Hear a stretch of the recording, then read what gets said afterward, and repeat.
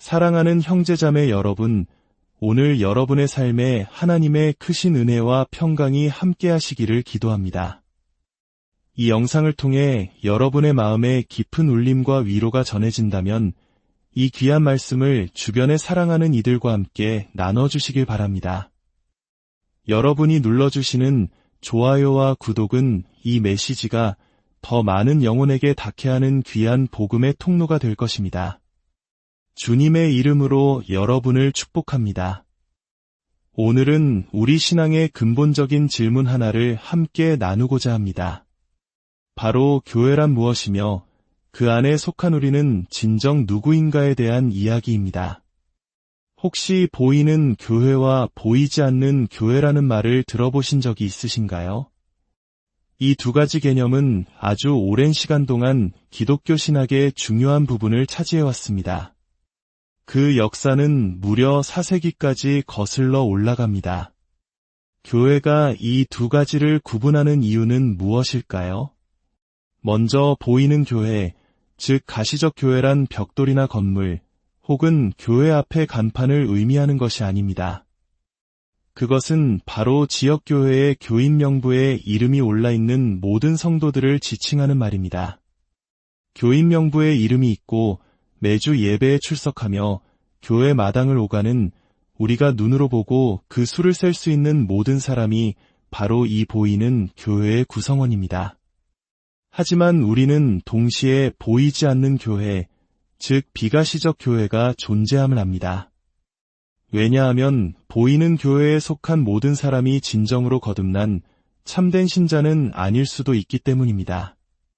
보이지 않는 교회는 바로 내면 깊은 곳에서 성령의 역사로 다시 태어난 진정한 하나님의 자녀들의 모임을 의미합니다. 일찍이 교부성 아우구스티누스는 교회의 본질에 대해 가르치며 교회를 혼합체라고 설명했습니다. 눈에 보이는 사람들로 구성된 공동체이지만 그 안에는 예수님의 비유처럼 알곡과 가라지가 섞여 있다는 것입니다. 세상에 완벽하게 순수한 교회는 존재하지 않습니다. 때로는 잘못된 동기로 교회에 등록하는 사람도 있고 마음은 하나님으로부터 멀리 떠나 있으면서 입술로만 주님을 사랑한다고 고백하는 위선적인 사람도 있을 수 있습니다. 이는 과거 바리새인들이 가졌던 문제와도 같습니다.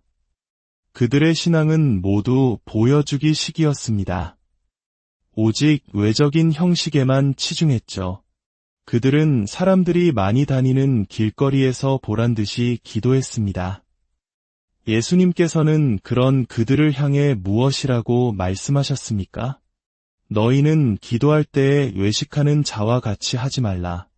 그들은 사람에게 보이려고 회당과 큰 거리 어귀에 서서 기도하기를 좋아하느니라. 그리고 이어서 말씀하십니다. 너는 기도할 때에 내 골방에 들어가 문을 닫고 은밀한 중에 계신 내 아버지께 기도하라. 이처럼 하나님께서는 우리의 외적인 경건의 모습을 보시는 것이 아니라 은밀한 중에 있는 우리의 중심을 보십니다. 인간의 마음은 우리 서로에게는 보이지 않지만 하나님 앞에서는 투명하게 드러납니다. 그렇기에 저 역시 누가 진정으로 거듭났는지 누가 그렇지 않은지 판단할 수 없습니다.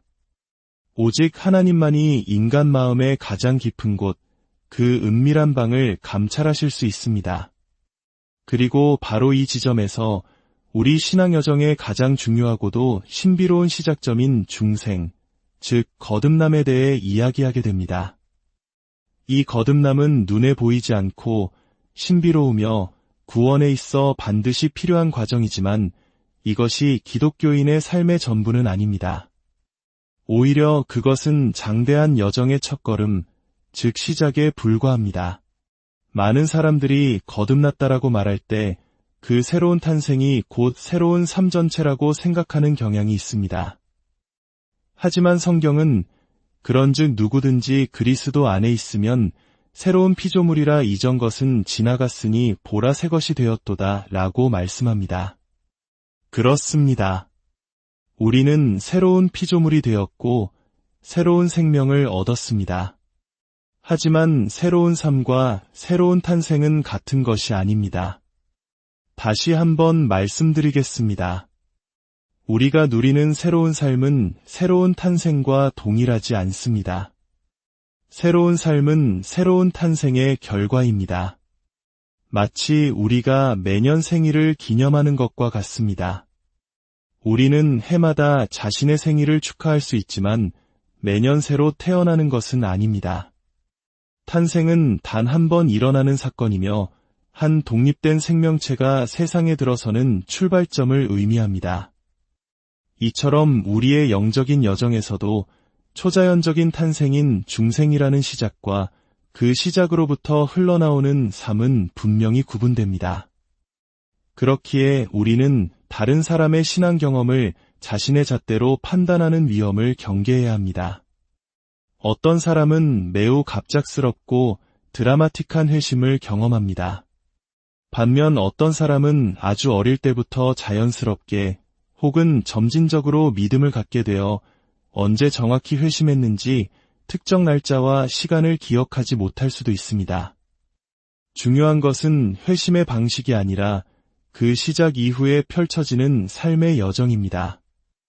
새롭게 거듭난 신앙의 초기 단계는 마치 롤러코스터를 타는 것과 같을 수 있습니다. 영적인 황홀경과 깊은 영적 침체를 오가며 감정의 기복이 심하게 나타납니다. 그것은 마치 영적인 갓난아기와 같습니다. 갓난아기들의 감정이 얼마나 변덕스러운지 보신 적 있으시죠? 한순간 세상을 다 잃은 듯 울다가도 작은 장난감 하나에 까르르 웃음을 터뜨립니다. 그리고 10초 뒤에 다시 울음을 터뜨리기도 하죠. 하지만 우리가 영적으로 성장하고 성숙해감에 따라 이러한 감정의 최고점과 최저점의 간격은 점차 줄어들게 됩니다. 여전히 오르막과 내리막은 존재하지만 이전처럼 극단적인 변화가 아니라 보다 안정적이고 일관된 신앙의 패턴을 그리며 꾸준히 성장해 나가는 것입니다. 제가 오늘 강조하고 싶은 것은 바로 이것입니다. 중생은 끝이 아니라 시작이라는 사실입니다. 이 거듭남은 우리가 천국에서 영화롭게 될 때까지 계속되는 기나긴 싸움과 성장의 출발점입니다. 간혹 어떤 설교자들은 예수님께로 오십시오. 그러면 당신의 모든 문제가 해결될 것입니다. 라고 말하곤 합니다. 물론 좋은 의도에서 하는 말이겠지만 이것은 온전한 진리가 아닙니다. 오히려 진정한 그리스도인의 삶은 그때부터 더 복잡해진다고 할 수 있습니다.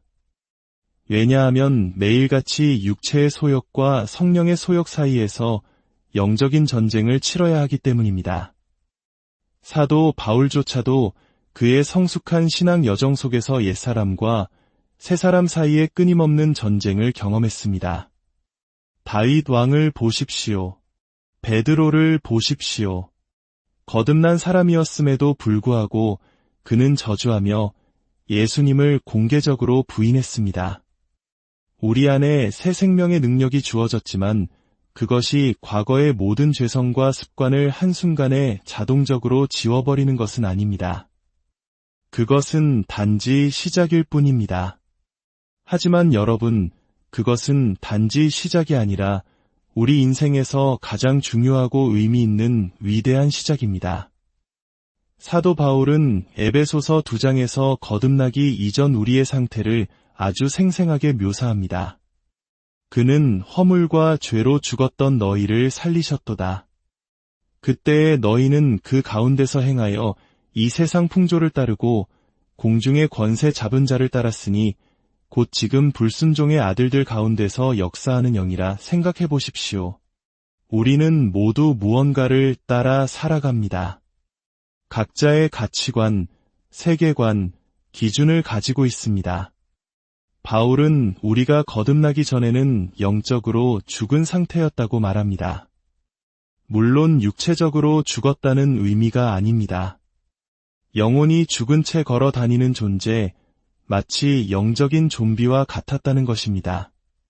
그리고 그 죽은 상태에서 우리는 어떻게 걸었습니까? 이 세상의 풍조를 따라 걸었습니다. 세상이 정해놓은 길, 세상이 가치 있다고 말하는 기준을 맹목적으로 따랐습니다. 또한 공중의 권세 잡은 자, 즉 사탄의 영향력 아래에서 육체의 욕심을 따라 지내며 육체와 마음이 원하는 것을 행했습니다. 바울은 이것이 어떤 특별히 악한 범죄자들의 삶이 아니라 예외 없이 모든 사람이 본질적으로 살아가는 방식이었다고 말합니다. 우리 모두는 본질상 진노의 자녀였습니다. 이 절망적인 묘사 뒤에 성경 전체의 구속 메시지를 한 단어로 요약하는 위대한 전환이 나타납니다. 바로 그러나입니다.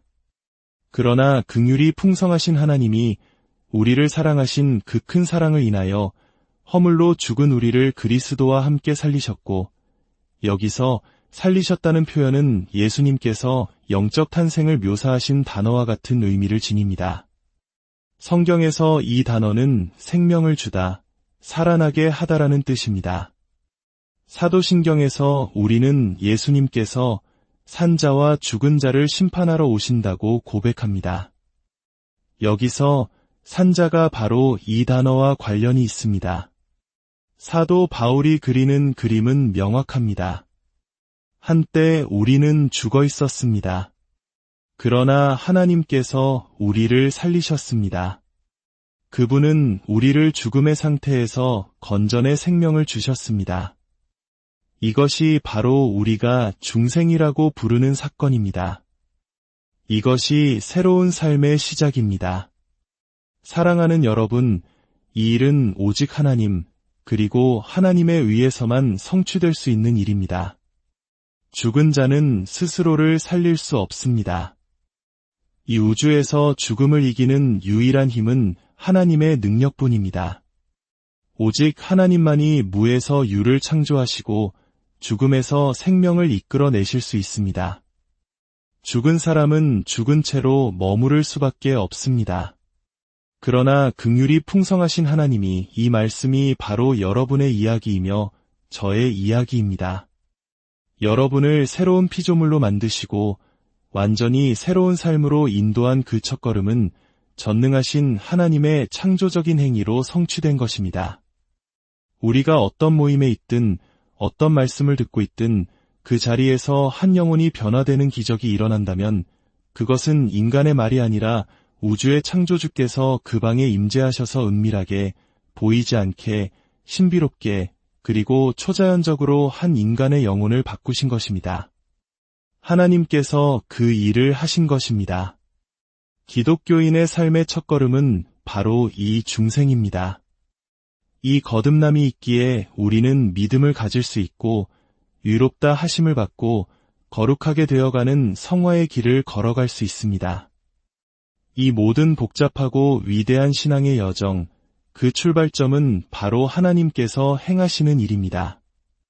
왜냐하면 육으로 난 것은 육이요, 영으로 난 것은 영이기 때문입니다.